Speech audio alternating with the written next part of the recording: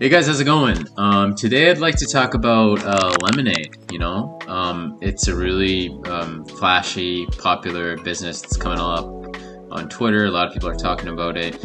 It's growing rapidly, and the stock is down a lot from its all-time highs. Recently, we had a little pump, and so it's got a lot of people interested in the business. So I just want to talk about kind of a little bit about how the business works, and kind of in general about like the insurance industry, because this is a little bit harder of a business to understand, and it's very techy compared to most of the old school insurance businesses. So I think it's pretty interesting. So let's talk about it. Like I was saying before, the stock is down a lot. It was triple digits 2021, 2022, and now we're down 80%, over 80% from those highs, and we're down 68% from the IPOs. Obviously, the shares have been diluted a lot since then, so it's clearly it's not been doing too hot. Recently, we've had a little run up, but the business is not doing too well from a share price perspective. But some interesting points about the insurance industry in general are that 12 of the Fortune 100 companies are actually insurance businesses. So there's a lot of good blue chip insurance businesses that are stable growers, and they're returning good earnings per share for shareholders, and they're all well-established companies. And the interesting thing about insurance, even though there's so many insurance companies, not a single insurance company, for the research I did, held a greater than 4% market share in that specific insurance business. So when you think about tech companies, right, a lot of like Nvidia and AMD, they dominate that space, and there's some other small ones that are coming up. But when you think about tech, it's usually like 2 or 3 businesses. They have like an oligopoly on on the whole business. They have a monopoly, or it's just 2 or 3 companies that have that monopoly. So it's really interesting how the insurance space, a lot of people can really come in and dominate, and there's a lot of different huge players. It's because it's such a large industry. The TAM is, I think, a couple $1 trillion. So it's really a space where lemonade can come in. It's not that big of a deal due to competition. And when you buy insurance, you're really buying the ability to file a claim. So kind of how Lemonade works is that they sell renters, homeowners, car, pet life insurance. Main market's the U.S. obviously, but I believe they're in Europe now, and they're applying for licensing in some provinces in Canada. So they're expanding markets, and I think recently they came into the UK, if I'm not mistaken, which is why the stock partially why the stock pumped a lot recently. And so they're really entering. They're growing super fast in the U.S. and they're entering all these market spaces. So there's a lot of growth to be had still, even though it's grown a lot already. So kind of how it works is you sign up with the app, and it's really easy to use. From all the videos that I've seen going through the app, I don't have this service myself, but it's from everything online that I've read and the videos that I've seen, it's supposed to be a much easier way to sign up for insurance. And you talk to this AI bot called Maya, and it looks like from the reviews, like I just mentioned, it's really easy. It like circumvents all the paperwork bullshit that you have to do with traditional insurance, signing a million papers. So this is really good. I mean, most younger people and middle-aged people would love this thing. They don't want to spend all this time just getting insurance because no one likes insurance companies anyways, right? So you just want to get it over with, but it's something you need. So about a third of their claims, especially particularly with like the smaller renter's insurance claim, or like the more petty stuff, like someone stole your laptop or something like that, about a third of their claims are actually paid out automatically with their AI gym. And this is really cool because that can free up a lot of customer service, where like bigger issues, maybe there's like a natural disaster where you actually Lemonade would actually have an adjuster come to your house, just like traditional insurance. They have to do that. Like, it kind of frees up a lot of the more menial tasks, but at the same time you could argue that it's not good, because some people could just make bogus claims and falsify stuff, which is kind of why the insurance companies in general have that incentivized nature to deny you your claim, right? So that's cool. 70% of their customers are actually under the age of 35. which is good because you want to cater towards, millennials and, that 20 to 30 age range, because they're going to be sticking with your product, especially if you have good customer retention. And a big problem, particularly that, people have, they were showing kind of some of the Lemonade investor relation video, is that a big problem people have is switching from that renter's insurance to that homeowner's insurance, because you can have a policy premium that goes from like $40-50 a month to a couple $100 a month, and you're going to be paying a lot of money. And so the picture's a little cut off here, but you have this sort of graph right here that Lemonade provided in their quarterly report, where the first month of using Lemonade, if your policy is like $87 a month, over time, it could be like 3 years later, they can get $136 a month, because they can increase the amount of fees on the consumer. They might think they need extra services, or their situation changes, you might be more high at risk. But this is good because, in a 3-year period, you've increased that revenue per customer by a considerable margin, especially if they're more higher at risk for needing to pay out a claim. So a little bit more about the business. I mentioned this before, but insurance is like a $7 trillion industry. And if there's no clear dominator, like I mentioned, like there's so many insurance companies that are huge and they still barely take up like a big spot. Even a 1% market share of that couple $1 trillion is huge. You're talking, if you just talk about Lemonade, for example, they have a market cap of, I think, like 1.6 billion. You can talk multiple X on your investment if kind of the thesis with Lemonade plays out. They do really well, especially with the younger generation. So this can have massive returns for investors and the business in general. Lemonade reportedly has relatively low premiums compared to other competitors. I can't vouch for that myself, but this photo I'm showing right here, this must be a little older. It's going to obviously be higher now, but it's saying a $330,000 home in California. This is like an example of what Lemonade would charge versus competitors. Like State Farm, you're looking at like more than 40% of the homeowner's insurance cost. So they reportedly have relatively low premiums, they say, and Lemonade doesn't get more money by denying people's claims because they're taking that flat fee from you. This is a little misleading. It's not exactly true from the financials that I read, but they're taking that flat fee. So if that unclaimed money is greater than the actual claim itself, they'll give it to a charity of your choice, which is, I guess, a good like PR way.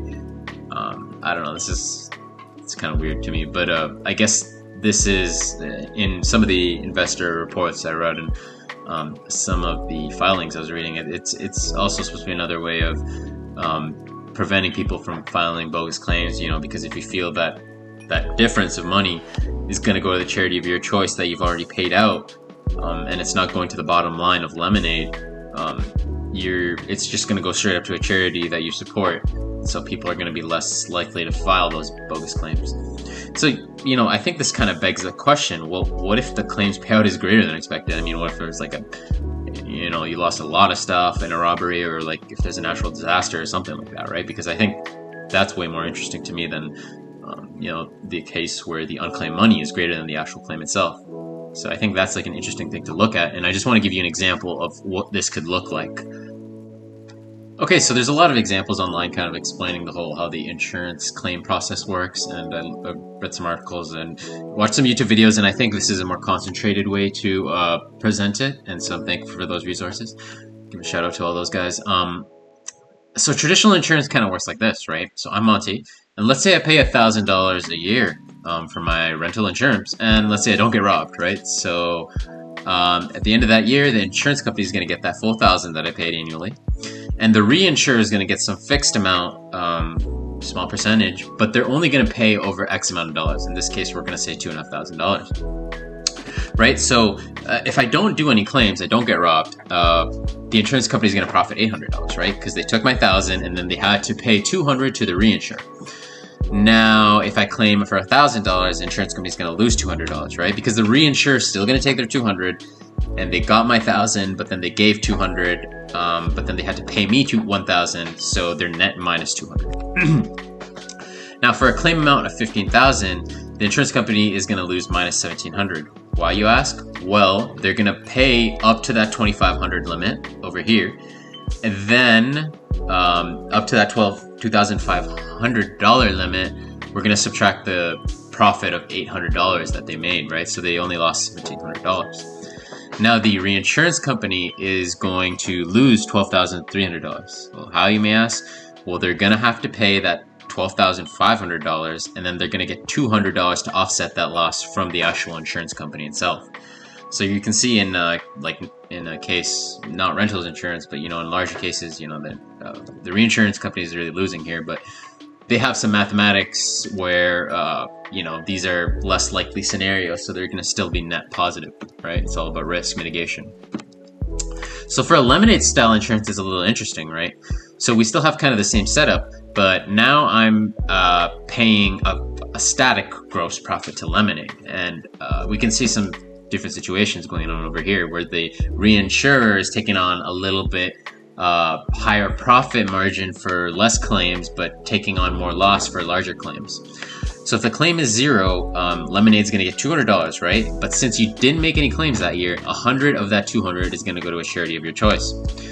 Now the reinsurance company is going to get $800, so they're going to get 80% gross margin for any claim above, say, $100, right? The claim amount is going to be smaller in this case because of how the setup works.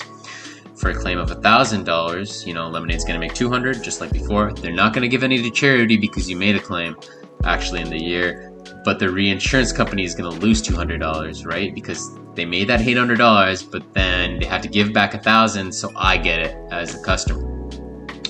For a claim amount of $15,000, Lemonade's still making $200. You can see how this is constant. And the reinsurance company is losing $14,100. And how does that work? Well, you have the $15,000, they're making the $800, and then the insurance, the reinsurance company is making some of that money back. So that's how they get that large loss of negative $14,000. So you can see how Lemonade, just piggybacking off that example I showed you earlier, you can see how Lemonade is kind of more like an intermediary between reinsurance and insurance. So if Lemonade accepts a lot of bogus claims, well then what's really stopping, barring some contracts and agreements, what's really stopping the reinsurance company in the previous example from increasing the policy rate and decreasing the gross margin that Lemonade has right now from that $200 of the $1,000, right? So say charging that 85% of that profit. So I call cap when the CEO says they don't benefit from denying claims, because based off reading the last couple quarters, it seems like they're becoming more of a regular insurance business, albeit they're growing way faster. But I don't think there's anything wrong with that. That's fine. If the valuation is good and revenue growth is good, and eventually they become profitable, totally fine. There's nothing wrong with being a normal insurance business, but I think there's this kind of pressure on them to be more like trendy and all that AI stuff, right? It brings me to the next AI point. I don't really understand, and it's just me, right?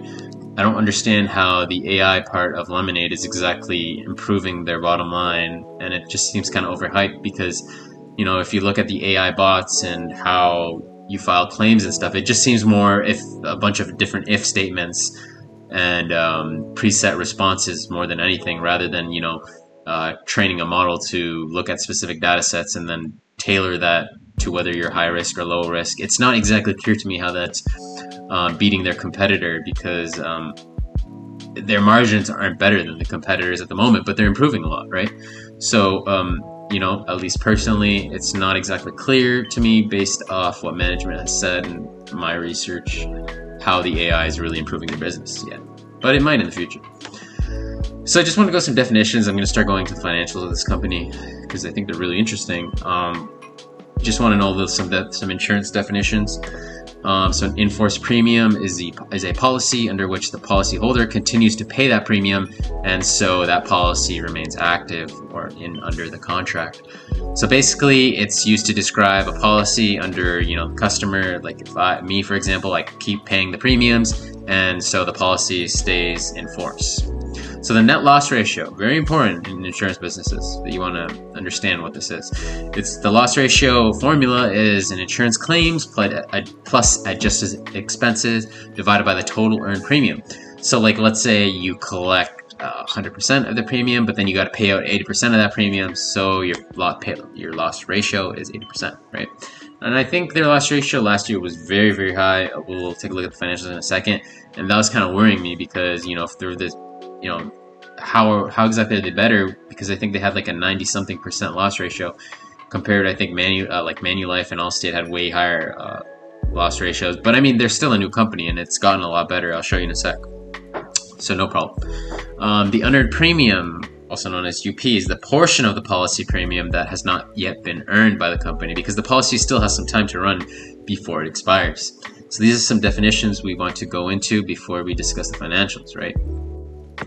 Okay, so just looking at the basic financials, if we take a look at the first quarter and last quarter of 2024-2023, we can see that the number of customers is up from 1.85 million to almost 2.1 million. So we're talking double-digit customer growth. Very, very solid, considering we're talking millions of customers now. Very good for Lemonade. And the in-force premium is up quite significantly. It's over 20% up. That's really incredible. You know, that's basically, that's basically the term the insurance industry, like I mentioned before, they use to describe a policy under which, you know, a customer like myself would continue to pay those premiums. So that's an active premium they have. The premium per customer is also up, and that's very good. The annual dollar retention is 88% from 87%. So that indicates that, you know, people are staying with Lemonade. They want to keep it. They're relatively happy with their service. 88% is very strong. Total revenue, we have 119 million. So that's also up double digits. Very nice. Gross profit, it's almost doubled. And, you know, we can see that net loss shrinking. So that's really good. We're really on the path to profitability. I don't know exactly when they're going to be profitable. The management has said it, but I think it was like next year or something that they expect to be profitable, or maybe it was even by Q4. So that's really impressive. These are really hopeful metrics for Lemonade. Gross profit margin is up a lot to 29%. And the gross loss ratio is 79%. So that means that's how much they're paying out per, say, $100 that they're getting. So the lower, the better. And 79%, I think it was at it was in the 87% last year. I think 2 years ago it was like 95%. And I think at one point we got to 75%. But management is saying that it might go up in the short term just because they're really focusing on acquiring more customers and providing them with the best type of services. So eventually they do expect this number to get lower, and this is really solid because I think some of the other bigger insurance companies have this 60 to 70% loss ratio. So if Lemonade eventually gets there and they're able to keep up this growth, I think that is really, really impressive. So as you can see, Lemonade has $278 million cash, so a little over $250,000 in cash, and they have about $640 million in investments, so we're talking like $900 million-ish in cash, just under $1 billion, so very solid position for cash right there. Short-term liabilities, easily covered by the cash, so nothing too wrong going on over there. And I just like to say, since the fact that they are net income negative slightly, a lot of that net income negative is because they are trying to acquire more customers and keeping the retention rate high of these customers. So they're putting a lot of that money into things like marketing and customer acquisition, which is keeping this net income, which is getting closer to positive. It's keeping this slightly negative. So I mean, I'm not worried at all about the cash position.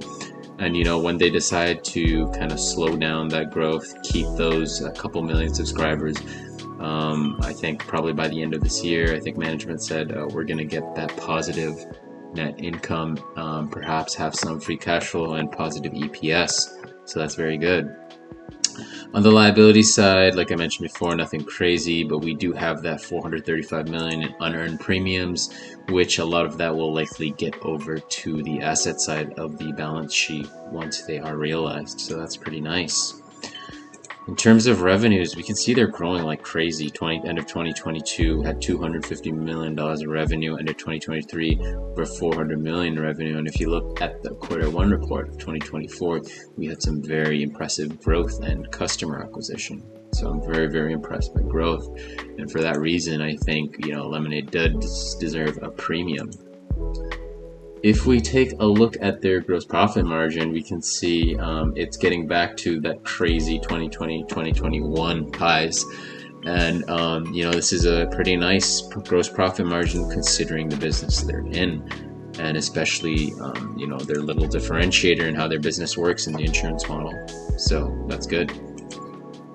In terms of shares outstanding, we're seeing since kind of 2022 a more stabilization. End of 2022 we had 64 million shares outstanding, and now we're at just under 70, and most of that can be attributed to stock-based compensation. I think we had around 14 million stock-based compensation in Q1 2024, so we're talking like 12 to 13% of the quarter's revenue. I guess it's not terrible if you compare it to most companies. It's they don't have free cash flow, so we can't really make a percentage to free cash flow. So we're talking maybe 13-14% of their revenue. So no equity raises in the horizon, I think, given their cash balance, so we don't risk too much dilution there. You can value this in a lot of ways. Just for the sake of time, I'm going to kind of show you the enterprise value to revenue multiples, or price to sale multiples. It can be kind of one way we can just kind of juxtapose this metric against other things, because we can't really use PE or any EPS just because they don't have that positive earnings yet. But if we just look, this is kind of skewed because 2020 to being in 2022, this is all noise. Lemonade's, never say never, but you're never going to get these crazy multiples probably again, right? So if you kind of look more, maybe in the last year, right, we're kind of trading from, 1.6 to maybe a high of like 3, 2.5 to 3 enterprise value to sales, but between a little bit before to the first quarter, we were having less of a net income negative number, and we're getting more profitable. Customers are going up, double-digit revenue still. So, historically speaking, I do think we deserve a higher price to sales multiple. So if we're just looking in the past couple years, I don't think it deserves, the 2 to 2.4. I think it's at 2.4 right now of EV to revenue. So, just based off that metric, I really do think Lemonade is undervalued. It's cheap, especially since I do believe it's going to be profitable soon. They have over 2 million customers, growing double-digit revenue, very strong double digits. Customer acquisition is double digits. So I do think it's undervalued currently at, a $22 per share. I think it's a $1.7 billion market cap, if I'm not mistaken. I do think it's undervalued, and just because of the fact that we're going to be free cash flow positive probably in a year or two. We're going to be net income positive pretty soon. Revenue is growing really fast, so I do think the stock is undervalued. But we do have to remember the grossed the loss ratio, which is in the high 70s right now. If it goes back up, if growth starts stalling, then we could see a compression in the multiple for price to sales multiple right now. I do think the stock deserves to trade more at a premium, even though it's run up almost 100% recently.